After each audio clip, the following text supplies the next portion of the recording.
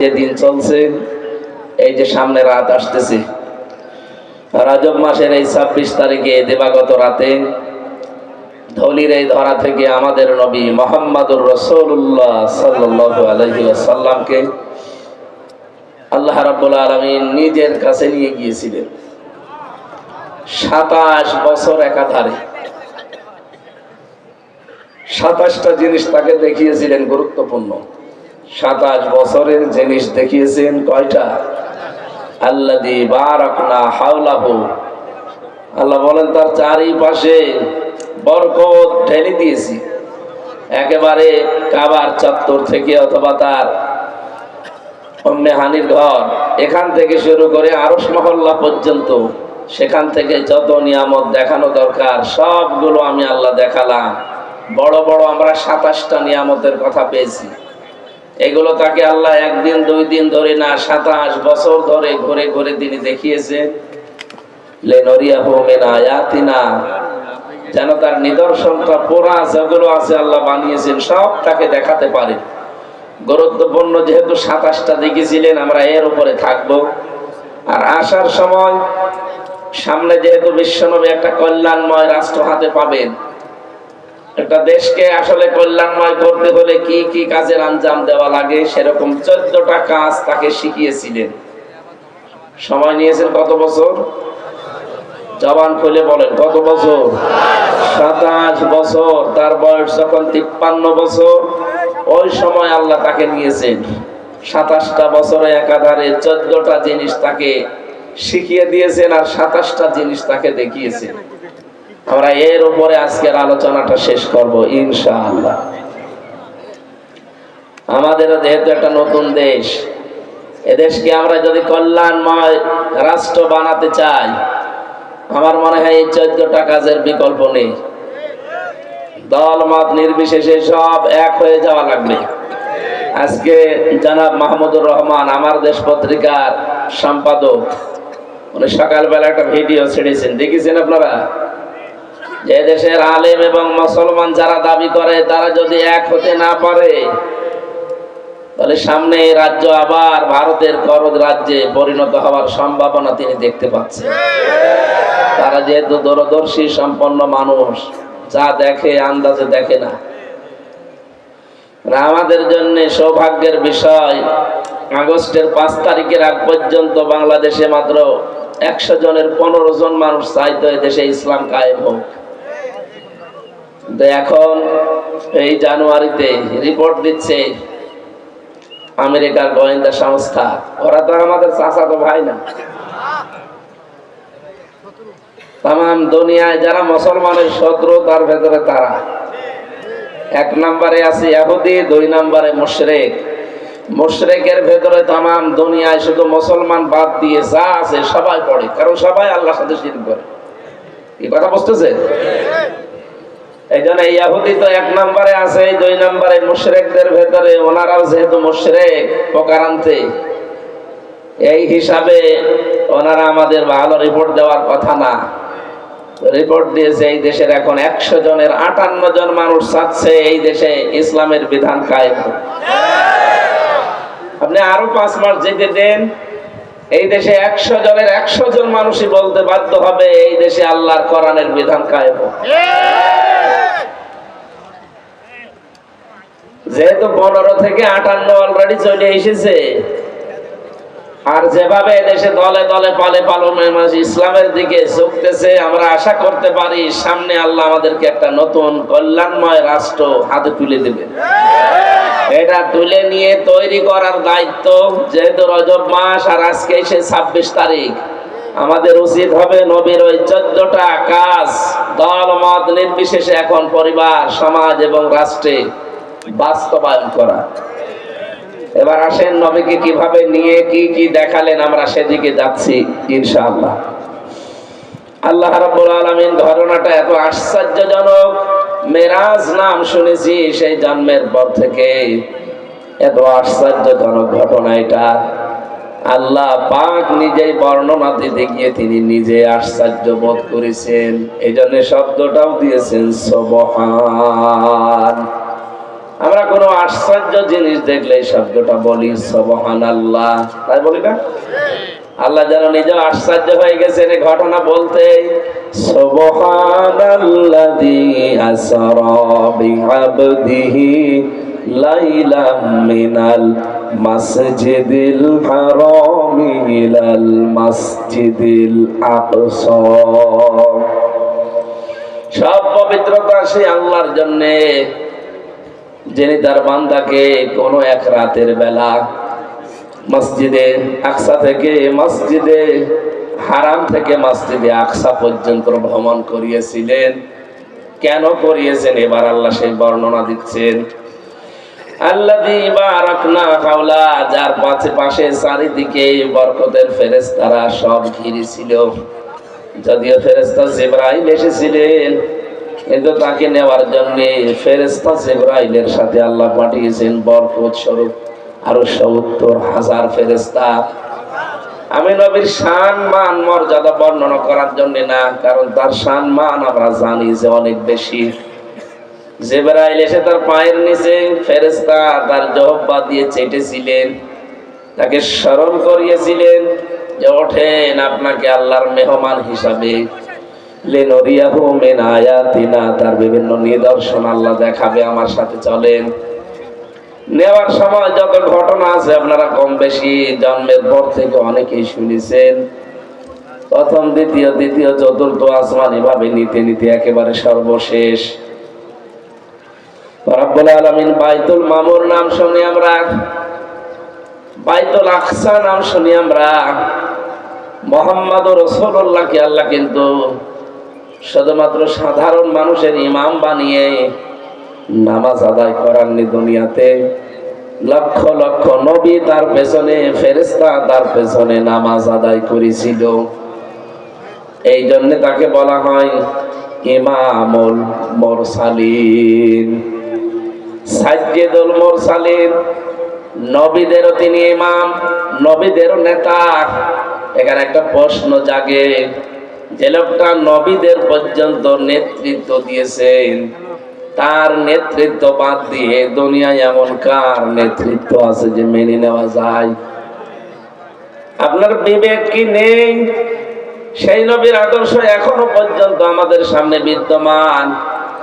মাথায় যদি অন্তত গোবর না থাকে, হালকা পাতলা মগজ থাকে, সেই লোকটার জন্যও মুহাম্মদুর রাসূলুল্লাহ বাদ দিয়ে অন্য কাউকে নেতা মানা জায়েজ নেই।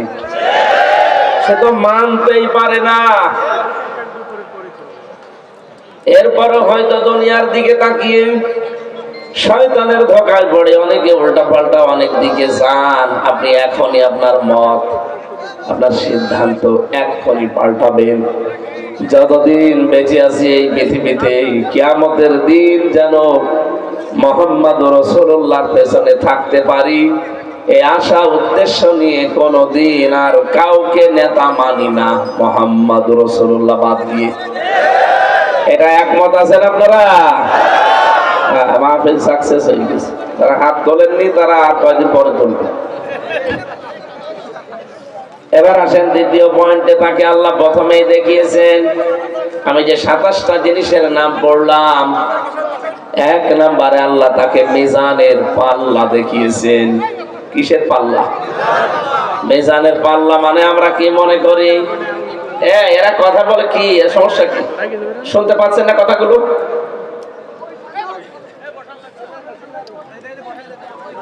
কথা বলা যাবে না, শোনেন কি বলি, শোনেন, গুরুত্বপূর্ণ কিছু মেসেজ আছে। আল্লাহ রাব্বুল আলামিন বলেন, এক নম্বরে যে মিজানের পাল্লা তাকে দেখালাম। মানুষ মনে করে মিজানের পাল্লা মানে কিসের পাল্লা? দাড়ি পাল্লা। আপনি এমন কোন অভিধান পৃথিবীতে পড়েছেন জীবনে, নাকি শুনিয়ে শুনিয়ে পর্যন্ত যে মিজানের পাল্লা মানে দাড়ি পাল্লা পড়েছেন? কোনো জায়গায় পড়েন? আমিও কোন জায়গায় আজ পর্যন্ত পাইনি যে মিজানের পাল্লা মানে দাড়ি পাল্লা। মিজান মানে মানদণ্ড।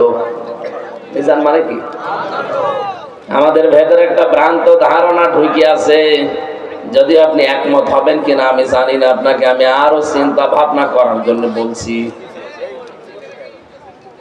বিশেষ করে আমাদের এই দেশগুলোতে, আমি বাইরের অনেক দেশে এটা পাইনি, শুধু বাংলাদেশ ভারত এই দুইটা দেশে এই কনসেপ্টটা আছে যে কিয়ামতের দিন আল্লাহ আমাদের আমল মিজানের পাল্লায় তুলে দিয়ে মাপ দেবেন। এক পাল্লায় দেবেন নেকি, আর এক পাল্লায় দেবেন বদি। এটা শোনেন, এক কথা বলে না কেন? কোনদিন কি চিন্তা আসে না যে মিজান মানে মানদণ্ড, আর মাপবেন আল্লাহ কিয়ামতের দিন? কি মাপ দেবেন? আমল। বলেন আরো জোরে বলেন, বলেন সবাই বলেন।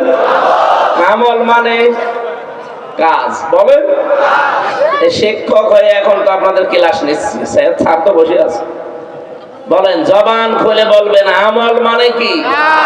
আরো জোরে বলেন। এবার আমার প্রশ্ন, কোন পাগলও যদি এখানে থাকে, ওই পাগলকে যদি বলা হয় যে 5 কেজি কাজ দিলাম, দাড়ি পাল্লায় তুলে দিন, ও হাসবে?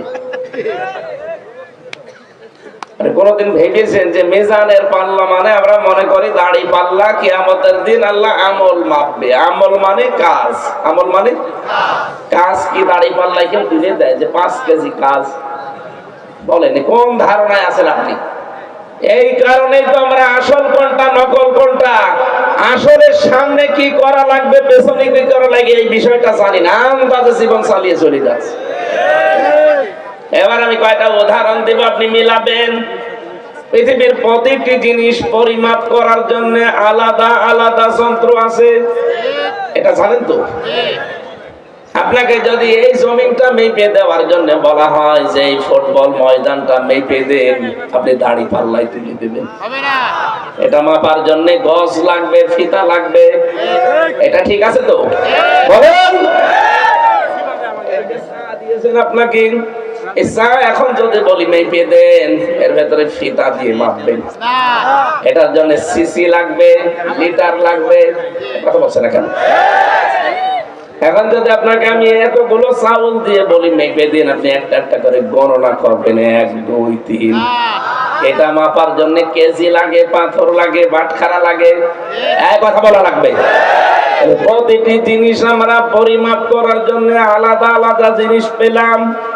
বলেন, এই যে কিয়ামতে আল্লাহ আমল মাপ দেবে, আমল মানে কাজ। মাপার জন্য একটা আলাদা যন্ত্র আছে না?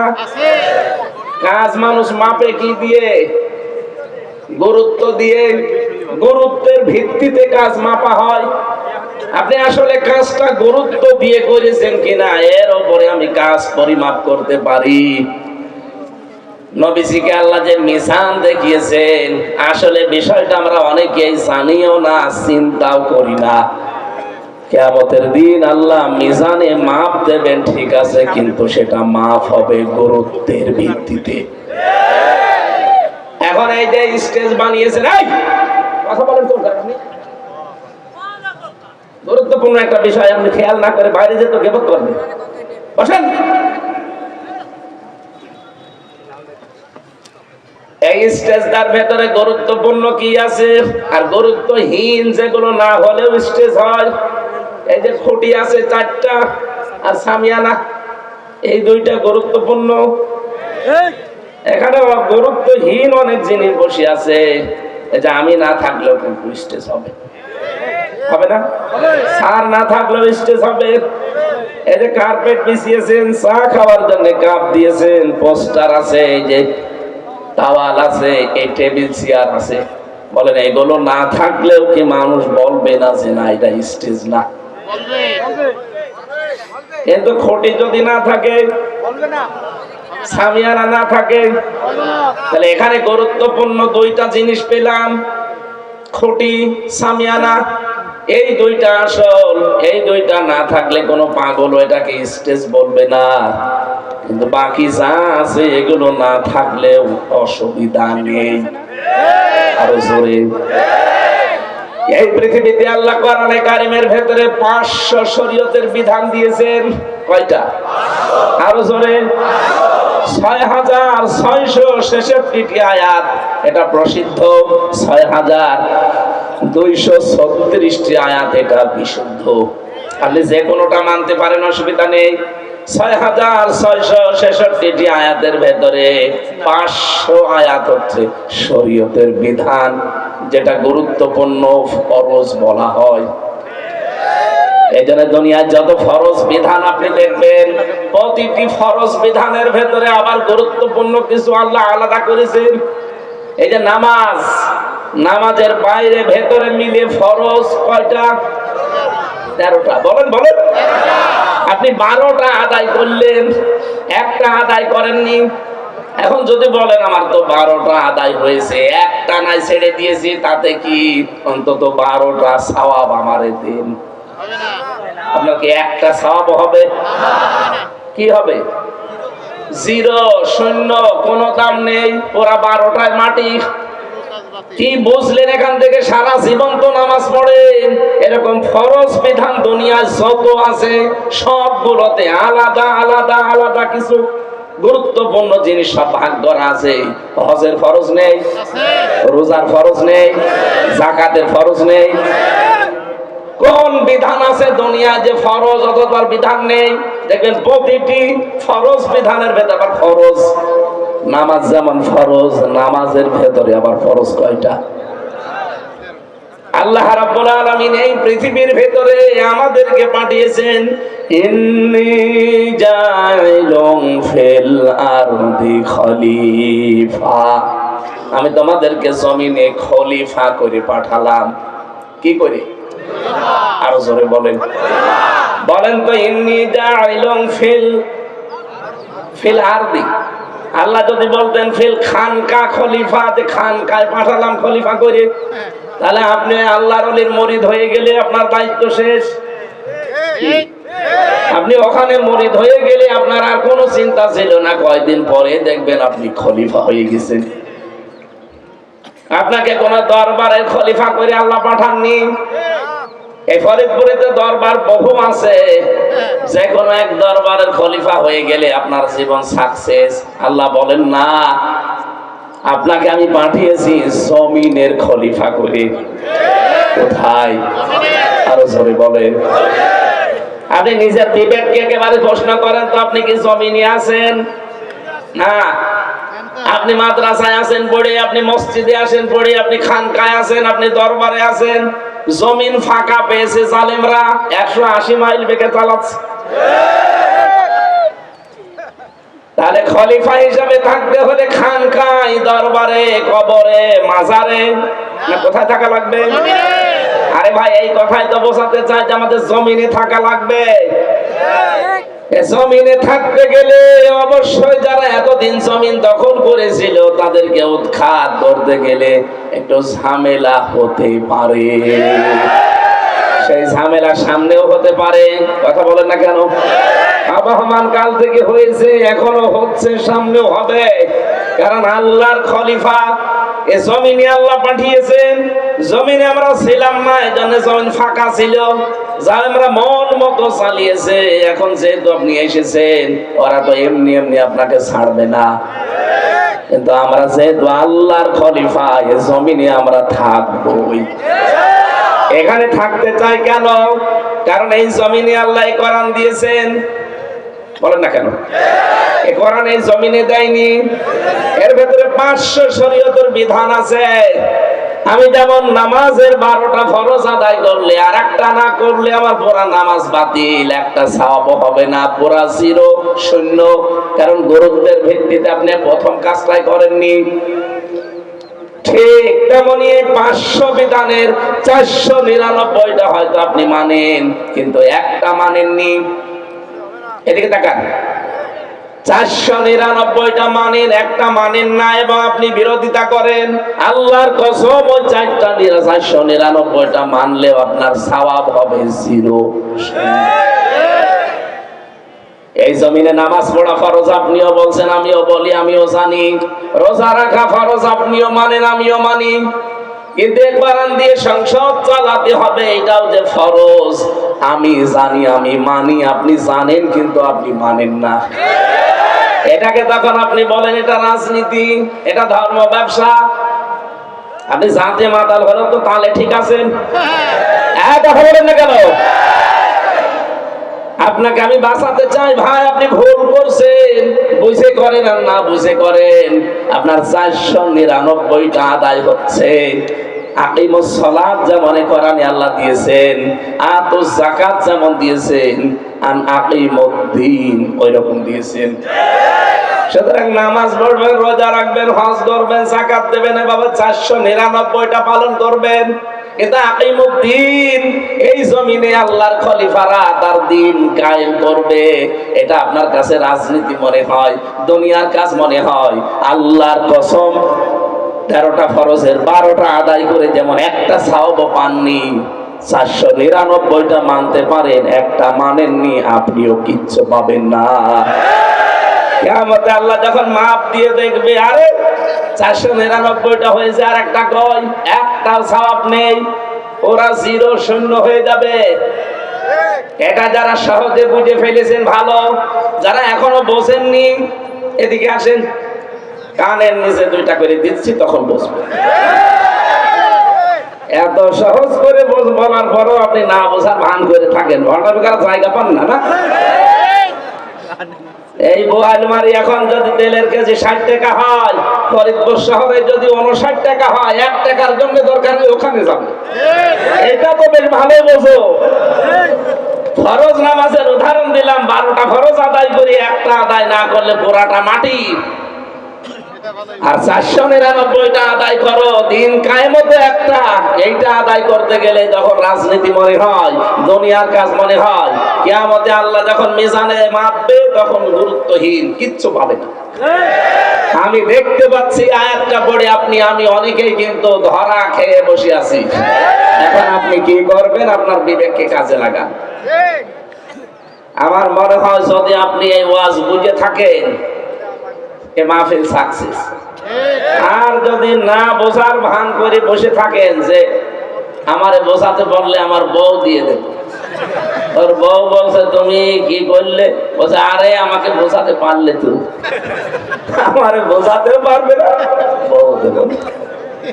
আপনি এইরকম ধান্দায় যদি থাকেন, এখানে 1 ঘন্টা কেন, ওরা 45 মিনিট সময় আছে, তারপরেও বলছে না, আমার যে শরীরের অবস্থা 5 মিনিট কথা বলাই ঠিক না। ডাক্তার বলছে সারাদিন সারাতে ঘুমাবে। জালেমরা কি আমার শান্তিতে রেখেছিল 3 বছর? ফাঁসির কন্ডেম ছেলে 3টা বছর আমার শেষ করে দিয়েছে। এখন তো বেশি আছে, আমার মনে হয় এটা দয়া আল্লাহ। ডায়াবেটিস কত চলছে, কোন সময় হয় 15, 19, 27। আমার এই শরীরে ডায়াবেটিস, শয়তানও বিশ্বাস করে না, কিন্তু আছে। জালেমরা 3টা বছরে আমার কতগুলো রোগ এদের কারণে হয়ে গেছে, খাবার দাবারও দিত না ঠিক মতো। এই জন্য বলছি আগামী থেকে আমির জামাত ডক্টর শফিকুর রহমান হাফিজাহুল্লাহ, ওনার কাছ থেকে উনি জানিয়েছে প্রত্যেক জেলায় একটা করে নেবেন, মানুষজন সব ওখানে যাবে আর লেখাপড়া করবেন। এক একটা সাবজেক্টের উপরে কমপক্ষে 60 ঘন্টা পড়া লাগবে। আমরা যা বলি এই যে আন্দাজে 1 মোসানবীর কাহিনী 2.5 ঘন্টা বলছে, যা শোনে ওরাও বোঝে না, যে বলে ওরা বোঝে। আমি 20 মিনিট কথা বলছি, এই গুরুত্বপূর্ণ কথাগুলো আপনি টের না পেলেও ছাড়তে দিস, কি বলতে চেয়েছি আপনি বুঝেছেন? এরপরে যদি কেউ ভুল করেন, সত্যি কথা বলছে, আপনি কিন্তু কিয়ামতের মিজানের পাল্লায় মাপ দিতে গিয়ে ওই নামাজ ফরজের যে উদাহরণ দিলাম, 12টা আদায় করেছিলেন, একটা আদায় করেননি, তাহলে পুরাটা 0 বা 0, আপনারও কিয়ামতে 0 বা 0 হবে। তখন আফসোস করে লাভ হবে? নবীকে আল্লাহ এই মিজান দেখিয়েছিলেন যে আপনি এইটা পৃথিবীর ময়দানে মানুষকে বলবেন যে গুরুত্বপূর্ণ কাজগুলো আগে করো, আর আমরা ওইটাই আপনাকে বোঝাতে আসি যে নামাজ যেমন গুরুত্বপূর্ণ, দিন কায়েম করাও গুরুত্বপূর্ণ। এই দিন যদি বাংলাদেশে কায়েম হয়ে যায়, এই দেশে তখন সাদাবাজি করার লোক পাবেন না।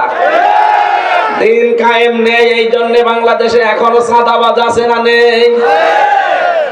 আগে ছিল তো 180 মাইল বেগে চালাতো, এখন দেখছি 190 মাইল বেগে চলছে।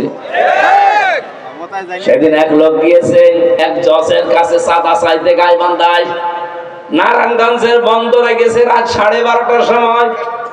ওরা বলছে যে আমরা এত রাতে চাই চাঁদা চাইতে, মানুষ টের পায় কি করে? আরে বেটা, আমি রিমান্ডে ওদের মেশিন দেখেছি, আমার এই যে 10 দিন ওরা রিমান্ডে নিয়ে বিভিন্ন জিনিস দেয়, আমার উপকার হয়েছে, কষ্ট হয়েছে, উপকারও হয়েছে। ওরা এমন এমন মেশিন ইসরায়েল থেকে নিয়ে এসে রেখেছিল, আপনি মনে করছেন আমি রাত 2টার সময় যাই সাদা চাইতে? মানুষ জানে কি করি। আপনি পায়খানায় বসে বসে কি করেন তা ওরা ওখানে বসে বসে দেখতে পাচ্ছে, জানেন? 18 কোটি মানুষ ওদের হাতের থালার ভেতরে, এতে থালার ভেতরে যা আছে দেখতে পাচ্ছেন না, এইরকম করে রেখেছে। আপনাদেরকে যারা এই উলট পালট কাজে নিজেদের জীবন অলরেডি আরম্ভ করে দিয়েছেন 5 তারিখের পরে, তাদেরকে হালকা সতর্ক করছে, আপনি কিন্তু টের পাচ্ছেন না। গোয়েন্দা বিভাগ যারা আছে দেশে কাজ করে, সর্বোচ্চ আমি মাঝে মাঝে যোগাযোগ রাখি, দেখি এরা বলছে হুজুর দেশটাতে শুধু আমরা এখন দেখতেছি কে কি করে। এতদিন তো যাই হোক হয়েছে, খেয়েছে, এখনো সামনে কাদের কাছে দিলে মানে খালি খাবো খাবো এই চিন্তায় আছে, এটা শুধু দেখতেছি। অলরেডি আমাদের প্রায় দেখা হয়ে গেছে যে কে কি করতে পারে সামনে। এমনি দলে দলে মানুষ ডাক্তার শফিকুর রহমানের পেছনে ছুটতেছে, এমনি। আর আইতান নাসা ইয়াদখুলুনা ফি দীনিল্লাহি আফওয়াজা, হে নবী আপনি দেখতে পাবেন দলে দলে পালে পালে মানুষ ইসলামে প্রবেশ করছে। কোথায় 100 জনের মাত্র 15 জন, 5 মাসের ব্যবধানে হয়ে গেছে 100 জনের 58 জন। এমনি জালেমদের সহ এই মুনাফিকদের মাথা খারাপ হয়ে গেছে এমনি এই কারণে। কারণ তারা তো অন্তত বললাম না যাতে মাতাল হলো তাহলে ঠিক আছে, দেখতে পাচ্ছে যে হচ্ছেটা কি। এজন্য আপনারা মাসলুম মানুষ, আপনাদেরকে আমি বাঁচার জন্য বলছি, সাবধান ভাই, আপনার চাইতে মাসলুম আমরা কম না। তো একটা মানুষের তো রেকর্ড দেখাতে পারেন না যে অমুক লোকটা চাঁদাবাজি করেছে, আপনার চাওয়া লাগবে কোন কারণে? বলে এতদিন আমাদের কাছে করেছে আমরা এই জন্য করি, এদের কাছে করেনি। এই মানুষটাও তো ব্যবসা করতে পারেনি 15 বছর, কথা বলেন না কেন? এর তো চাকরি ঠিক মতো উপরে উঠতে চাইনি, এক চেয়ার থেকে আর এক চেয়ারে উঠবে, 15 বছর আরো নিচে নামিয়ে দিয়েছে। তো বৈষম্যের শিকার শুধু আপনারা, আমরা হইনি। দেখো আমরা তো এগুলো করি না। সাবধান, আপনি থামবেন। আপনাদের সর্বোচ্চ যিনি দায়িত্বে আছেন তিনি পাগল হয়ে গেছেন অলরেডি, বারবার ভিডিও বার্তা পাঠাচ্ছে। কি আরম্ভ করেছেন আপনারা? থামেন। জনগণ যদি সত্যি মুখ ফিরিয়ে নেয়, কোন বাবা আপনার পাশে থাকবে না। এজন্য আমরা সাবধান হব ভাই। নবীজিকে আল্লাহ যে মিজান দেখিয়েছিলেন, আমরা কিন্তু মিজানের একটা হালকা টাচ পেলাম যে কিয়ামতের দিন আল্লাহ মাপ দেবে আমাদের কাজ, আর কাজ দাড়ি পাল্লায় তুলে দিয়ে মাপে না, 5 মাপতে হয় গুরুত্বের ভিত্তিতে। এই জন্য জীবনে গুরুত্বপূর্ণ কাজ যেগুলো সেগুলো আগে করব। গুরুত্বপূর্ণ কাজ নামাজ পড়া না দাড়ি রাখা। অনেকে আছে বলে দাড়ি রাখি না এই জন্য নামাজ পড়ি না। আরে ভাই আগে নামাজ পড়েন, দাড়ি পরে রাখেন। আপনি এই ওসিলা দিয়ে তো দাড়ি রাখার ওসিলা দিয়ে নামাজ বাদ দিতে পারেন? আমি আজকের স্টেজের বললাম এই যে খটি আর সামিয়ানা আপনি খুলে ফেলেন। কোন পাগল বলে যে এটা স্টেজ আমি দেখবো? কিন্তু এই সামিয়ানাও নেই, খটি নেই, আন্দাজে আপনি লাল কার্পেট বিছিয়ে রেখেছেন, মানুষ বলবে যে স্টেজ। গুরুত্বপূর্ণ কাজগুলো এখন থেকে সামনে নিয়ে আসবেন। পৃথিবীর সবচাইতে গুরুত্বপূর্ণ কাজ হচ্ছে আনাকিমুদ্দিন। কারণ এইটা না থাকলে অনেক ফিতনা ফাসাদ দূর করা সম্ভব না, শুধু ফু দিয়ে আর ওয়াজ করি। কথা বলেন না কেন? এই যে জেনা ব্যভিচার এখনো কি বন্ধ হয়ে গেছে? আকাশ সংস্কৃতির নামে ভারত থেকে পিনআপ করা পত্রিকা আসে। শুধু পিনআপ করা পত্রিকা না, 36টা চ্যানেল। একজন আজানের জবাব দিয়ে দেন, একজন দিয়ে দেন, আদায় হয়ে যাবে। 36টা চ্যানেল চলতো। এখন যদি মাহমুদুর রহমানের যে আশঙ্কা আমার দেশ পত্রিকার, যে সামনে যদি দেশের টুপিওয়ালা যারা দাবি করে মুসলমান আর আলেম যারা, এরা যদি এক হতে না পারে, এটা কিন্তু অঙ্গরাজ্য অলরেডি সামনেও হয়ে যাওয়ার সম্ভাবনা আছে। কারণ দাদাদের গোবর খাওয়া আর প্রসাব খাওয়া বুদ্ধি তো দেখেছেন না কি টাচ দিয়েছে আমিরে জামাত ডক্টর শফিকুর রহমান হাফিজাহুল্লাহ। অনি চরমনায় পীর মুফতি সৈয়দ রেজাউল করিমের সাথে শুধু হাত মিলিয়েছে। আজকে সকালবেলা আবার আরেকজন গেছে। অনেকে এতদিন ফতোয়া দিত চার দোকানে বসে বসে, কোন দিকে যাবো হুজুররা ঠিক নেই। এখন তো আমরা তো ঠিক হয়েছে, এখন তার ওই কথা আপনি বলতে পারেন না। এই কথা বলেন না কেন? এখন আর ফতোয়াবাজি করার সময় আছে? সরমনায় পীর উনিও দেখলাম শেষ পর্যন্ত কথা বলছে। অনেকে বলতো যারা হাত মিলায় না, আমরা কিন্তু অলরেডি হাত মিলিয়ে ফেলেছি, কিন্তু এক দলের মাথার উপরে ঠাটা পড়িস। ঠাটা না, আরো কিছু পড়বে আপনাদের মাথার উপরে। আমরা চাই স্যারের কথা যে আমরা একটা পরিবার বানাতে চাই এই দেশকে। এই কথা বলেন না কেন? এই সম্প্রীতিটাই এই ডাইনি মহিলা ধ্বংস করে ফেলেছিল। দলীয়করণ নাম দিয়ে আওয়ামী লীগ করলে সব মাপ, আওয়ামী লীগের বাইরে গেলে আমার মতো মানুষকে রাজাকার বানিয়ে দেয়। কোথায় পৌঁছিয়েছে আমার চাচা? আওয়ামী লীগ করে, ঠিক আছে, সে চেয়ারম্যান ছিল, সে আমার আর আমার বাবার একদিন খাবার খাওয়াতে ডাক দিয়েছে। কোন শয়তান যেন হানিফ সাহেবের কাছে পান লাগিয়েছে যে আমির হামজাকে আর ওর বাপকে আপনার যে ডান হাতে এলাকায় চেয়ারম্যান সফর, সে খাবার খাওয়িয়েছে, আপনি এখন কি করবেন করেন। তো ঠিক চাচারে ধমক দিয়ে যায়, হামজাকে ডাক দিয়ে খাওয়ালে মানে আমার ভাতিজা। ভাতিজা তাই কি? এই দলে থাকতে হলে কোনো ভাতিজাও মানা যাবে না। কোথায় পৌঁছিয়েছিলেন আপনি? আপনি কি শুধু একা থাকবেন এই দেশে? আল্লাহ এই জন্য আপনাকে একাই বের করে দিয়েছে। এমন জায়গায় গেলেন, সারা জীবন বলছিল যে আমাদের স্বামী স্ত্রীর সম্পর্ক। কিসের স্বামী স্ত্রী? যার সাথে গেছে ও দাদা তো এখনো মুসলমান দেওয়া হয়নি, ওর সাথে আপনি আন্দাজে স্বামী স্ত্রীর সম্পর্ক মিলিয়ে দিলেই হবে। আর দাদার যে বয়স, এখন যদি মুসলমানি করানো লাগে, ওই হাসান পাবেন কোথায়? কারণ ও পাকা মোটা সওয়াল। এখন হাসান যে, সে তো আর চোখ খুলে কাটতে পারবে না, চোখ বন্ধ করে কাটা লাগবে, তাও বুড়ো হাসান লাগবে। এখন মুরব্বী মানুষ এমনি হাত কাঁপবে, বুড়ো মানুষ, তারপরে চোখ বন্ধ করে ও আগা কাটতেছে, গোড়া কেটে ফেলবে। মানে দাদার জীবনের মতো বিয়ের স্বাদ মিটে যাবে। এই জন্য ওনার সাথে বিয়ে যেহেতু জায়েজ না, আছে কন্যা ওখানে থাক, কিন্তু আবার সমস্যা যেন না হয়ে যায়। একটা ফেক কিনা জানি না, কয়েকদিন শুনছি ওই দেশের এক মন্ত্রী অমিত শাহ, সে নাকি ওনার ছোট বোনকে ধর্ষণ করেছে। এ নিয়ে এখন তোলপাড় চলছে। এটা সঠিক কিনা আমি জানি না, তবে এরকম যদি কিছু হয়ে থাকে কোথায় কিছু নিয়ে যাচ্ছে।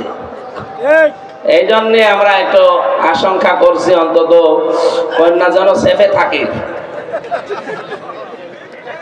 আর ডোনাল্ড ট্রাম্প যা আরম্ভ করেছে, 20 তারিখে ক্ষমতা নিয়ে শপথপাঠ করেও বলেছে ভারতের 16 লাখ নাগরিক দেশে অবৈধ, আমি সব ফেরত পাঠাবো। দাদার মাথা খারাপ।